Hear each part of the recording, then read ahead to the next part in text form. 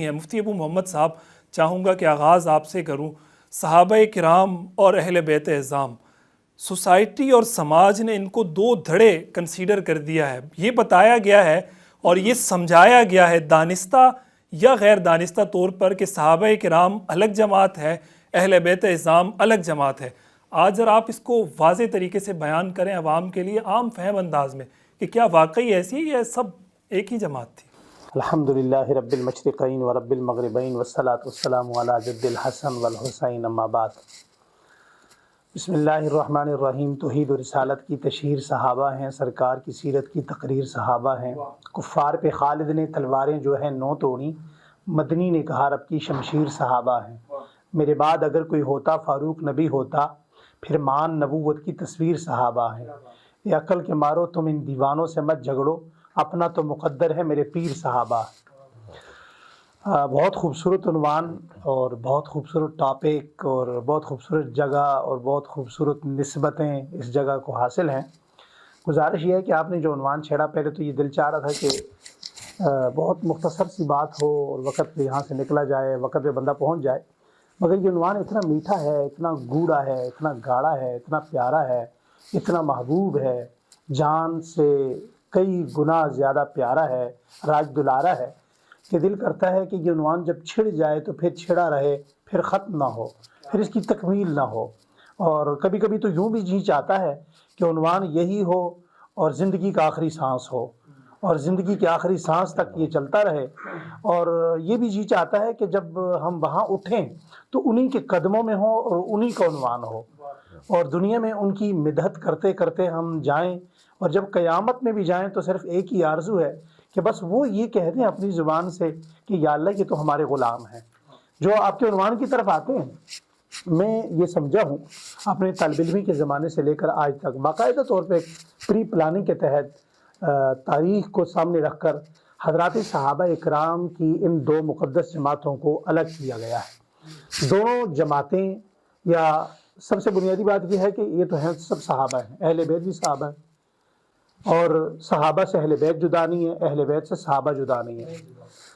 اللہ کے پیارے حبیب صلی اللہ علیہ وسلم کا واضح فرمان ہے، اگر تمہیں سفر کرنا ہے اور سفر بھی تمہیں لمبا سفر درکار ہے اور تم جانا بھی جنت چاہتے ہو، تو اس کے لیے تمہیں دو چیزوں کی ضرورت ہے۔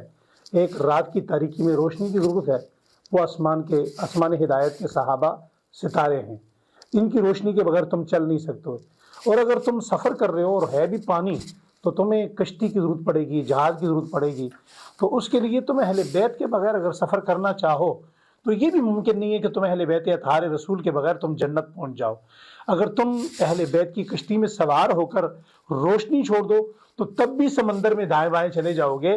ضرورت اس بات کی ہے کہ کشتی اہل بیت اطہار رسول کی ہوگی، سواری ان کی ہوگی، اور روشنی حضرات صحابہ کی ہوگی، تو تبھی آپ جنت پہنچ سکتے ہیں، رب کے دربار میں پہنچ سکتے ہیں۔ ادروائز آپ یہ کہیں کہ میں صحابہ کو چھوڑ دوں، اہل بیت کو پکڑ لوں، اہل بیت کو چھوڑ دوں، صحابہ کو پکڑ لوں، تو دونوں جماعتوں کو لازم ملزوم رکھا گیا ہے۔ اس بات کو سامنے رکھ کر آپ کی بات کو میں نے پاکستان کے اندر اپنی کمزور زبان سے ایک عنوان قائم کرنے کی کوشش کی ہے کہ جس طرح آج ان دونوں جماعتوں کو الگ الگ بتلایا جاتا ہے، جتلایا جاتا ہے، کوئی صحابہ اکرام کی بات اتنی شد و مت سے کرتا ہے، پھر وہ اہل بیت کو بھول جاتا ہے۔ کوئی اہل بیت کو اس انداز میں لے کر آتا ہے کہ وہ صحابہ اکرام کی باقاعدہ طور پر نفی کرنے کی کوشش کرتا ہے۔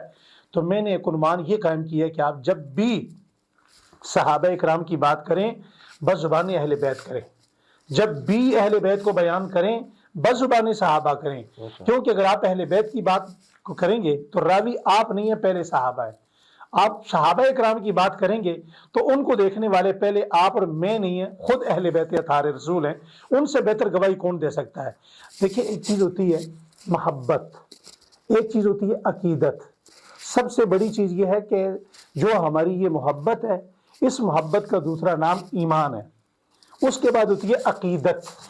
عقیدت کیا چیز ہے؟ صحابہ اکرام اور اہل بیت اعظام ہماری عقیدت نہیں، ہمارا عقیدہ ہے۔ تیسری چیز ہوتی ہے، جی یہ ہمارا عقیدہ ہے۔ تیسری چیز ہوتی ہے محبت، عقیدت کے بعد مودت۔ اگر آپ مودت کی طرف جائیں تو صحابہ اکرام، محبت اور ایمان تو ہمارا ہے، اہل بیت اعظام عقیدہ تو ہمارا ہے، مگر وہ آپس میں ان دونوں چیزوں سے آگے بڑھ کر جو چیز ان حضرات میں پائی جاتی تھی وہ مودت تھی. مودت کیسی تھی؟ میں پیارے حبیب صلی اللہ علیہ وآلہ وسلم کی چوتھی لاڈلی اور بہت ہی لاڈلی بیٹی، وہ بیٹی جسے گود نصیب ہوئی تو خدیجۃ الکبریٰ کی، تربیت نصیب ہوئی تو جناب رسول اللہ صلی اللہ علیہ وآلہ وسلم کی، ان کی اپنی گود کو کوئی نصیب ہوا تو حسن و حسین نصیب ہوئے. میں ان سے ابتدا کرنا چاہتا ہوں اس موضوع کی. دیکھیے، ہم نے مودت کو کبھی بیان نہیں کیا، مودت کی طرف ہم کبھی آئے نہیں ہیں. میں نے کئی مرتبہ کہا اور ہمارے بہت سارے دوست میری اس بات سے گلہ شکوہ بھی کرتے ہیں کہ اس عنوان سے ممبر و محراب کیوں خالی ہیں، ممبر و محراب کیوں محروم ہیں. مودت کو اگر آپ دیکھیں تو حضرت سیدہ طیبہ طاہرہ حضرت فاطمہ الزہرا رضی اللہ تعالیٰ عنہ جب دنیا سے جانے لگیں تو اس سے چند دن پہلے کے واقعات، ایک واقعہ عرض کرتا ہوں دونوں طرف سے مودت کے. ام المؤمنین حضرت عائشہ صدیقہ رضی اللہ تعالیٰ عنہ بڑی تعداد میں اپنے گھر میں رطب کھجور منگوا کے رکھتی تھی. کسی نے پوچھا آپ کو پسند ہے؟ فرمایا اللہ کے نبی کو پسند ہے تو میں بھی کھا لیتی ہوں. فرمایا اللہ کے نبی تو دنیا سے چلے گئے، آپ یہ بار بار کیوں منگواتی ہیں؟ رطب کھجور، رطب کہتے ہیں بالکل تازہ کھجور کو، آدھی کچی ہوتی ہے آدھی پکی ہوتی ہے اور اورنج کلر ہوتا ہے، اس کا اپنا ایک ٹیسٹ ہوتا ہے، اپنا ایک ذائقہ ہوتا ہے. تو تازہ جب درخت سے کھجور اتر کے آئے اسے رطب کہتے ہیں. تو 12 مرتبہ جب یہ سوال کیا گیا خادمہ کی طرف سے، اماں جان آپ یہ رطب کھجور روزانہ منگواتی ہیں، کس کے لیے منگواتی ہیں؟ فرمایا یہ اللہ کے نبی کی بیٹی حضرت فاطمہ کو بڑی پسند ہے تو میں روزانہ یہ کھجور فاطمہ کے گھر بھیجتی ہوں. یہ واقعات ہمارے ہاں کے بیان کیوں نہیں ہوتے؟ دوسری طرف جی مودت ہے، محبت سے بھی بڑھ کر مودت. اس سے آپ دوسری طرف دیکھیں، یہ نہیں کہ یہ صرف ایک طرف ہے، دوسری طرف آ جائیں. حضور نبی کریم علیہ الصلوۃ والسلام کے وصال کے بعد اماں فاطمہ الزہرا کے سر میں اکثر درد رہنے لگا، اکثر درد رہتا، اور وہ ایک کپڑا ہمیشہ اپنے سر پہ باندھ کے رکھتی تھی اس درد کے کم کی وجہ سے. ویسے بھی آپ نے دیکھا ہوگا ہمارے گھروں میں مستورات جب شدت کا درد ہوتا ہے تو سر پہ کپڑا سا باندھ دیتی ہیں، ہم لوگ بھی باندھ دیتے ہیں، مدارس میں رومال وغیرہ باندھ دیتے ہیں. تو ایک مرتبہ آپ کا وہ کپڑا کہیں غائب ہو گیا تو خادمہ کو بلایا، کہا وہ کپڑا کدھر ہے جو میں سر پہ باندھتی ہوں، میرے سر میں شدید درد شروع ہو چکا ہے. تو خادمہ نے ازراہ گپ شپ پوچھا، اماں جان کیا اس کپڑے میں ایسی کیا چیز ہے کہ کپڑا باندھنے سے درد ختم ہو جاتا ہے؟ فرمایا کہ بس مجھے کپڑا تلاش کر کے دو. جیسے ہی کپڑا باندھا اماں فاطمہ الزہرا کا درد کمی آ گئی، ختم ہو گیا. پوچھے اس کپڑے میں ایسی کون سی چیز ہے؟ فرمایا اس کپڑے میں بڑی برکتیں ہیں. کہا وہ کیسے؟ کہا جب اس کپڑے کو میں اتارتی ہوں درد شروع ہو جاتا ہے، باندھتی ہوں درد ختم ہو جاتا ہے. اس لیے یہ کپڑا ام المؤمنین حضرت عائشہ کی طرف سے مجھے ہدیہ آیا ہوا. یہ مودتیں، یہ پیار، یہ محبتیں، یہ الفتیں، یہ انسیت آپس کا بیان کیوں نہیں کیا جاتا؟ دیکھیے میں یہاں ایک اور واقعہ ایڈ کر کے بھائی مولانا نوید عباسی صاحب کو دوں گا، پھر اس کے بعد انشاءاللہ سوال آیا تو پھر بات جاری رکھیں گے. حضرات صحابہ اکرام رضوان اللہ تعالی علیہم اجمعین میں سب سے معتبر بڑی ہستی جناب سیدنا صدیق اکبر رضی اللہ تعالیٰ عنہ کی ہے.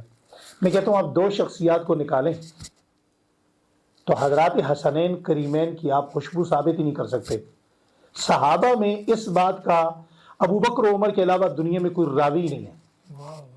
یہ شمہما اور یہ دمہما الیہ. میرے اس جملے پہ غور کریں، پھر اس جملے پہ تحقیق کریں کہ اس کا راوی کون ہے. سیدنا صدیق اکبر پوچھتے ہیں یا رسول اللہ آپ حسین کو چومتے تو ہیں، بات سمجھ آتی ہے، بیٹوں کو چوما جاتا ہے، ہم بھی اپنے بیٹوں کو چومتے ہیں، سونگتے کیوں ہیں؟ سونگتے کیوں ہیں؟ واہ. تو حضور نے فرمایا ابو بکر یار میں اسے چومتا اس لیے ہوں، میرا بیٹا ہے، سونگتا اس لیے ہوں کہ اس سے جنت کی خوشبو آتی ہے. کیا بات. مجھے دنیا کے اندر ابو بکر صدیق کے علاوہ اس روایت کا راوی بتا دیں آپ. اگر ہم حضرت حسین رضی اللہ تعالیٰ عنہ کی محبت میں سچے ہیں، امت کے سامنے حسین پیش کرنا چاہتے ہیں، تو آپ کو حضرت حسین کی خوشبو ثابت کرنے کے لیے ابو بکر و عمر کے دروازے پہ آنا پڑے گا. نمبر 1. نمبر 2، یہ خوشبو دوسری جگہ کہاں ثابت ہے؟